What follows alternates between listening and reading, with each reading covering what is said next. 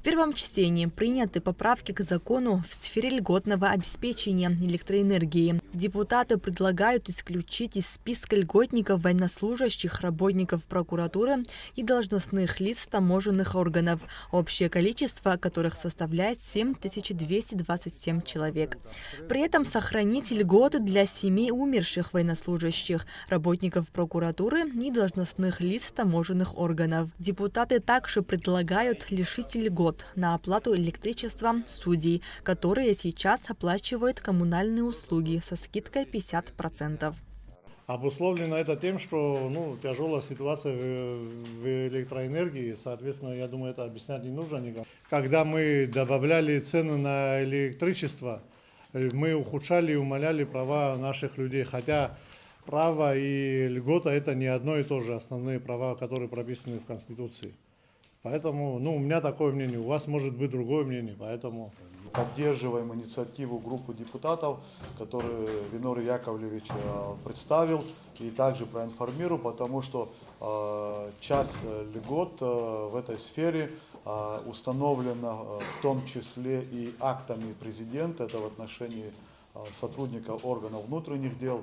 И если парламентом будет сегодня принят данный законопроект, также исполнительная власть со своей стороны аналогичные изменения внесет в системе МВД. Военных наших, лишили льгот. Вот именно с этим я не согласен. Я предлагаю, если уже так, Винор Яковлевич, что приняли только в первом чтении, а ко второму чтению, во-первых, реально более конкретно еще и со специалистами обсудим. Если все-таки есть противоречие Конституции, мы неминуемо должны будем снять. Если нет, принимать. И каждый год, когда мы с вами принимаем республиканский бюджет, там должно быть отражено на покрытие льгот за таким-то категориям наших с вами сограждан. Я не согласен, допустим, без одновременной монетизации и создания системы оказания этих льгот правительством, мы сейчас слышим, что новые льготы появляются, если также, я считаю, что мы должны наладить систему, по которой, если государство, мы принимаем закон о введении какой-то льготы, значит, это должна быть сразу система компенсации, система оказания этих льгот, и эти льготы должны быть отражены в расходной части наших бюджетов, или возложить на местные бюджеты, или на республиканский бюджет. С целью поддержки и развития экологичных источников питания оборудование для возобновляемой энергии освобождено от таможенных пошлин. Депутаты упростили ввоз техники для зеленой энергетики, отменив обязательные платежи при импорте солнечных панелей, ветрогенераторов, комплектующих к ним и контролеров управления. Внедрение автоматизированной судебной информационной системы в судах республики вновь отсрочено до 1 января 2027 года. В предыдущий раз внедрение АИС было перенесено с 1 января 2024 года на 1 января 2025 года. Спустя некоторое время, небольшое, я зарегистрирую проект, чтобы мы, в принципе, отказались от аудио-видео протоколирования. Потому что, во-первых, эта практика, она...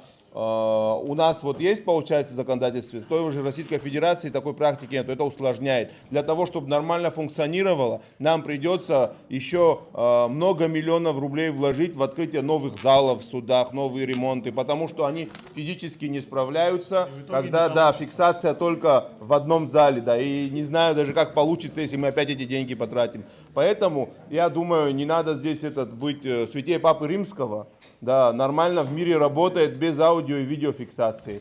Это на будущее. Во втором окончательном чтении принят проект закона о государственной пошлине, призванный упростить расчет госпошлины.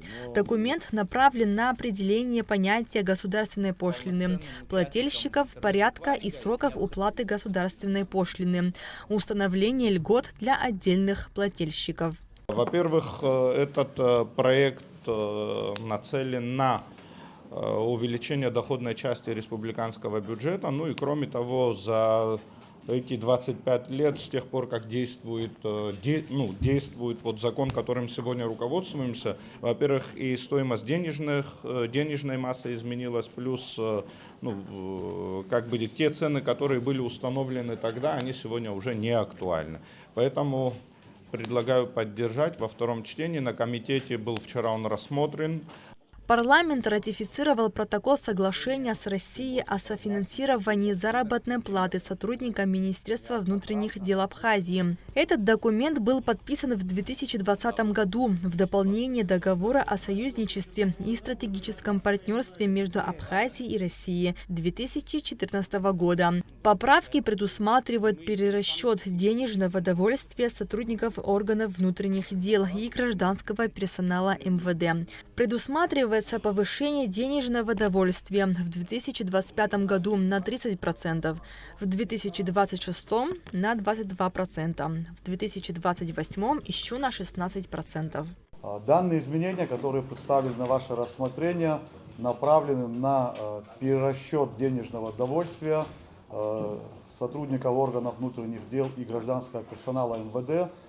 Денежные средства на финансирование указанных расходов образовались за счет образовавшейся экономии в связи с тем, что не все штатные единицы были заполнены. Общая сумма на реализацию данного протокола составляет более 60 миллионов рублей. Просил бы депутатов поддержать ратификацию данного протокола. Депутаты определили сумму средств на содержание Контрольной палаты республики на 2026 год. Она составила 67,5 миллионов рублей. Кроме того, палата должна регулярно предоставлять информацию о своей деятельности в СМИ на каналах государственного телевидения и радиовещания не менее 1 часа раз в полгода. Нацбанк включен в систему государственного обмена статистикой. Теперь Госкомстат обязан предоставлять официальную информацию регулятору наравне с президентом, правительством и органами госуправления. Парламент также утвердил смету Национального банка Абхазии и определил аудиторскую организацию для проведения внешнего аудита Главного банка страны. Также были утверждены бюджеты 6 внебюджетных фондов Абхазии на 2026 год. Все они являются бездефицитными. Нала Чхиндирия, Раму Камкия, Абхазское телевидение.